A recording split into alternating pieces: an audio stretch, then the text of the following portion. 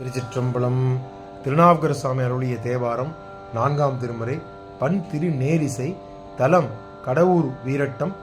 பதிகம் 31. பாடல் 9.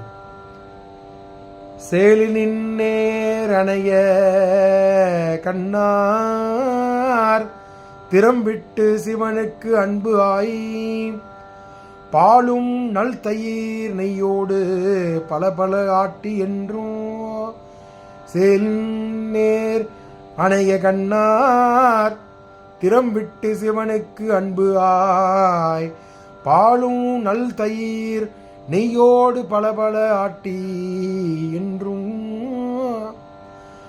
மாலினை தவிர நின்ற மார்க்கண்டையர்க்கு ஆக அன்று மாலினை தவிர நின்ற மார்க்கண்டையர்க்கு ஆக நின்று காலனை உதைப்பார் போலும் கடவூர் விரட்ட நீரே.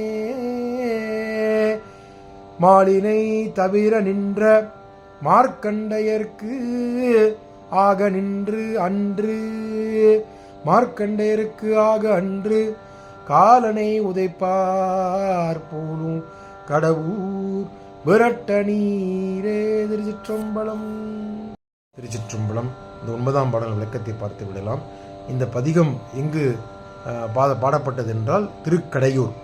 அதை மக்கள் வழக்கில் திருக்கடையூர் என்று கூறுகின்றார்கள்.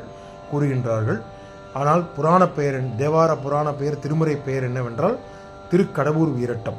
இந்த தலத்தில்தான் மார்க்கண்டையரின் தந்தையும் தாயும் இறைவனிடம் வேண்டிக் கொள்ளும் பொழுது, உமக்கு ஞானமுள்ள குழந்தை வேண்டுமா, இல்லை ஞானமற்ற குழந்தை வேண்டுமா? ஞானமுள்ள குழந்தை வேண்டுமென்றால் 16 வயதில் அவரது உயிர் போகும், ஞானம் இல்லை என்றால் அவர் நீடுழி வாழ்வார் என்று சொன்னால், அந்த தந்தையும் தாயும் ஞானமுள்ள குழந்தையை வேண்டி இந்த தலத்தில் வழிபடும்போது ஞானமுள்ள குழந்தையாகிய மார்க்கண்டேயர் பிறக்கின்றார்.